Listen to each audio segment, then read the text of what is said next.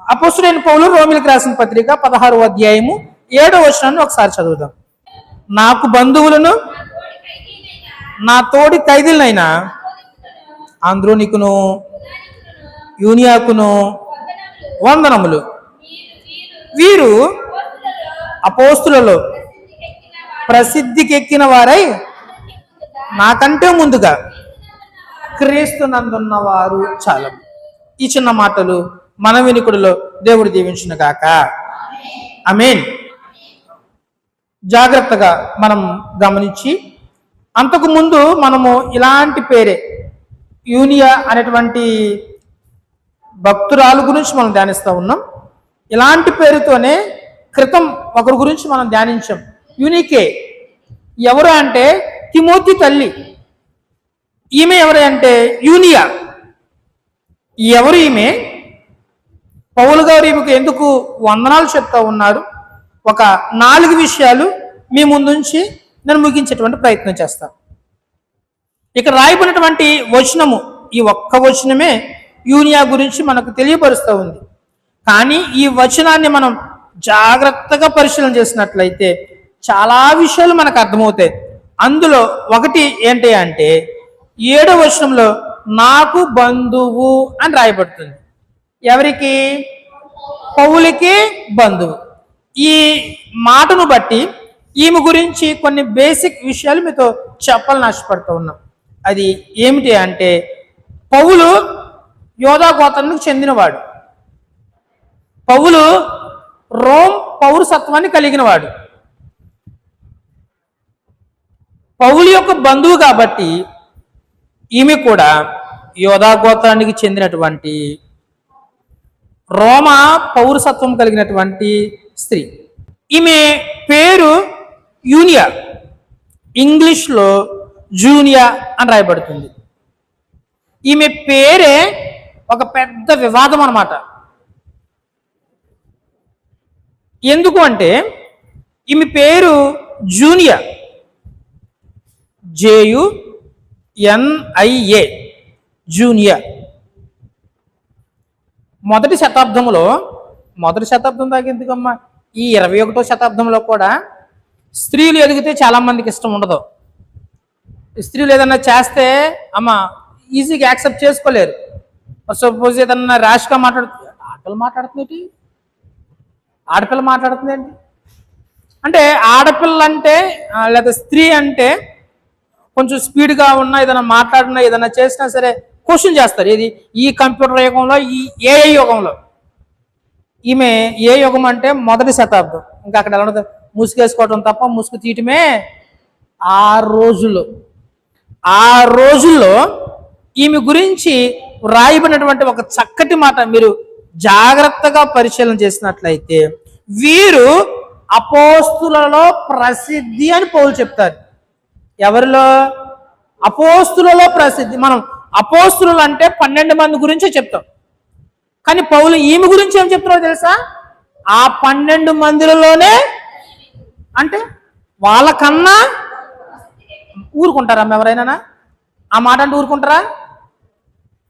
అప్పుడున్నటువంటి చాలామంది పురుషులకి ఈ మాట, ఈ పదము ఇష్టం లేదు. JUNIA పక్కన కనిపించినట్టుగా ఎస్ పెట్టేశారు. ఏమవుతున్నప్పుడు? జూనియర్స్. ఎవరు? పురుషుడు. ఇప్పుడు జూనియర్స్ అపోస్తులలో కల్లా అప్పుడు అమ్మయ్య. ఇది ఎప్పటి వరకు కొనసాగింది అంటే 20వ శతాబ్దం వరకు కొనసాగింది. 20వ శతాబ్దంలో ఉన్నటువంటి చాలామంది భక్తులు ఏం చేశారు అంటే, ఈ మీమాంసకు ఒక క్లారిటీ తీసుకురావాలని అప్పుడున్నటువంటి శాసనాలనే కానీ, సమాధుల మీద రాళ్ళు ఉంటాయి కదమ్మా, ఈ రాళ్ళనే కానీ ఎన్నో పరీక్షలు చేసిన తర్వాత, పరిశోధించిన తర్వాత వాళ్ళకి అర్థమైంది ఏంటి అంటే, జూనియా అనేటువంటి పేరుతో ఆ రోజుల్లో చాలామంది స్త్రీలు ఉన్నారు. కాబట్టి జూనియా ఎవరు అంటే స్త్రీనే. ఆ ఎస్ కొట్టేసి ఎస్ తీసేసి, ఎస్ ఎవరు పెట్టారంటే మధ్యలో పెట్టారు, ఎస్ తీసేసి జూనియా మన తెలుగులో యూనియా పేరు చేశారు. ప్రెసిడెంట్ హల్లెలూయా. పితృస్వామ్య సమాజము జీర్ణించుకోలేనటువంటి వ్యక్తి ఎవరంటే యూనియా. అలాంటి యూనియా గురించి మనం తెలుసుకోలేకపోతున్నాం. తెలుసుకునేటువంటి ప్రయత్నం చేద్దాం.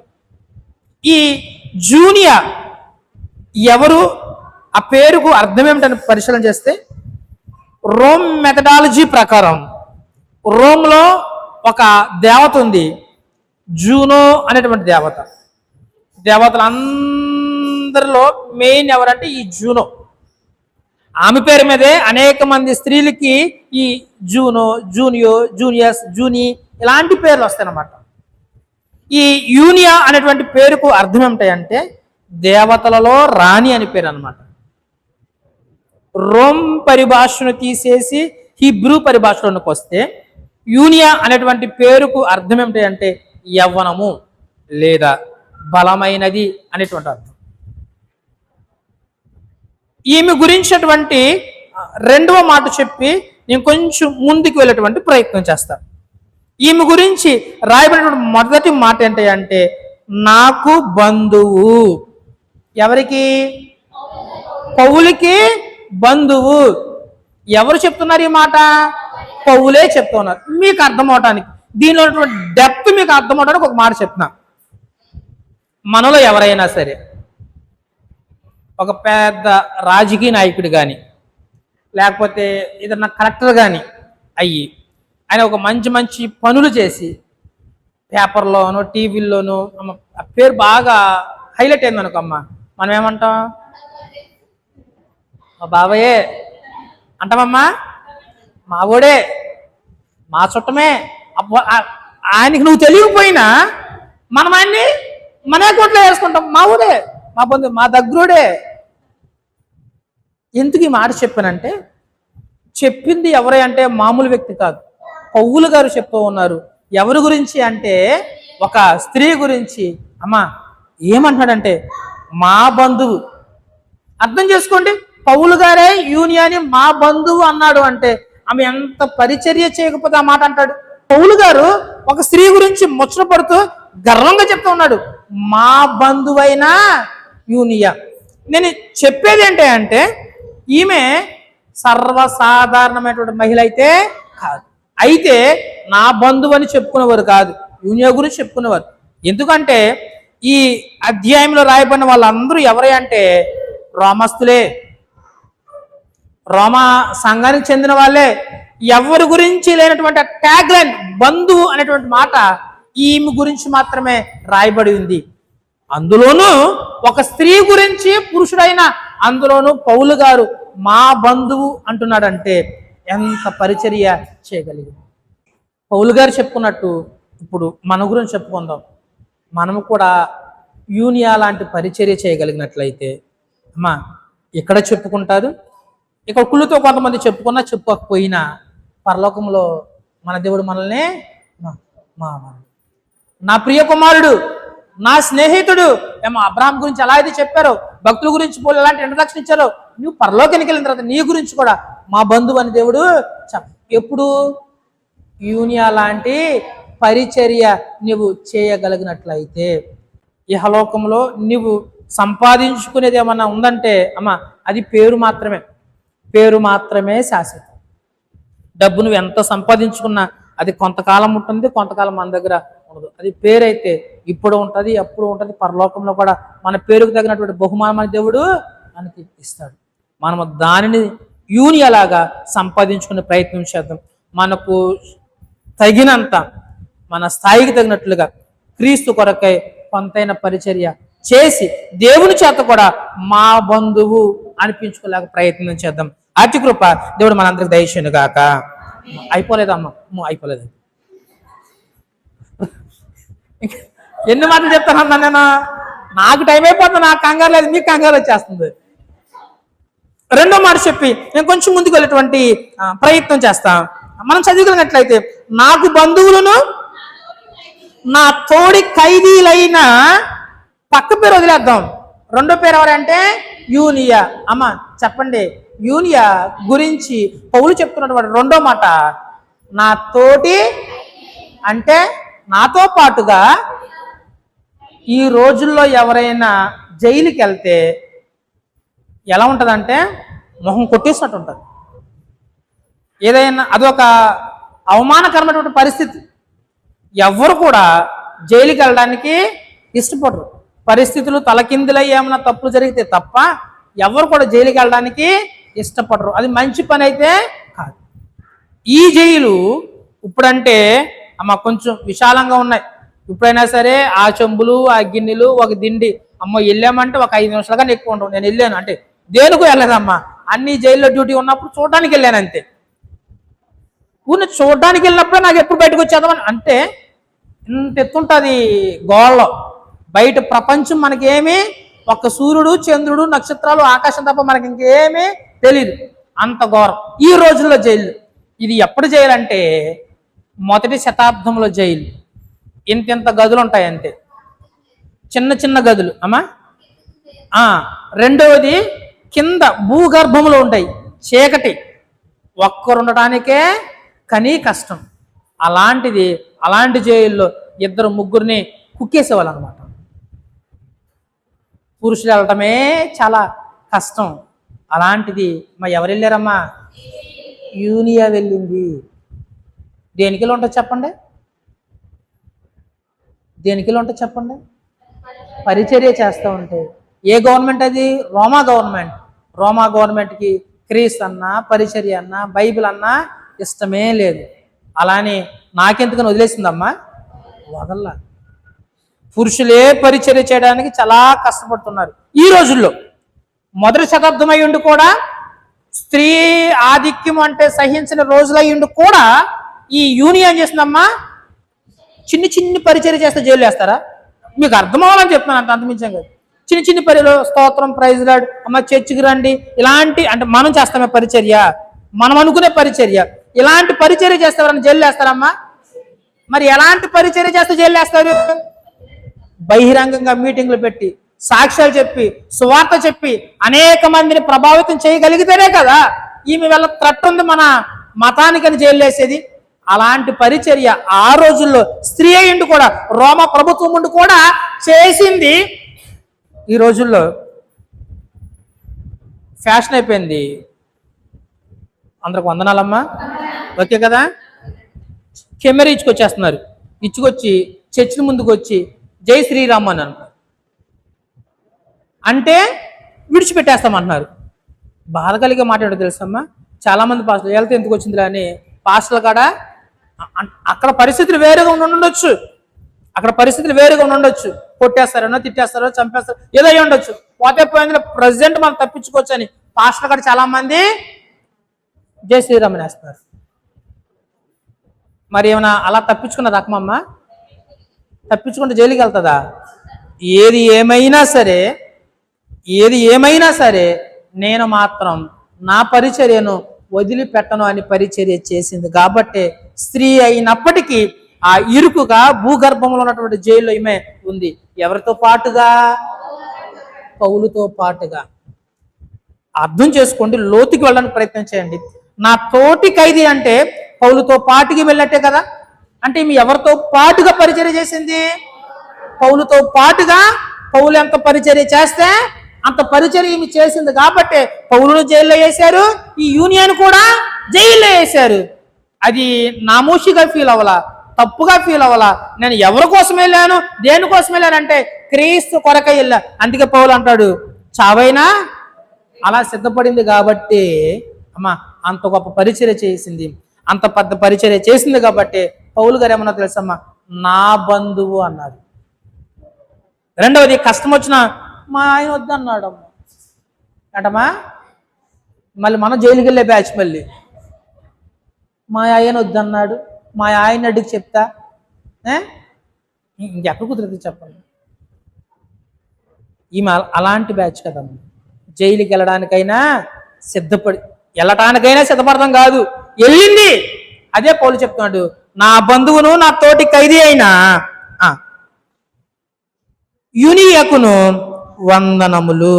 నేను ముగించేస్తాను. 3వ మాట చెప్పి నేను ముగించేస్తాను. ఒకటి, ఈమె ఎవరు అంటే పౌలు యొక్క బంధువు అని గర్వంగా చెప్పుకోగలిగాడు. నీ గురించి కూడా అందరూ అలా గర్వంగా చెప్పుకోగలిగేలా మన జీవితాలు ఉండాలి.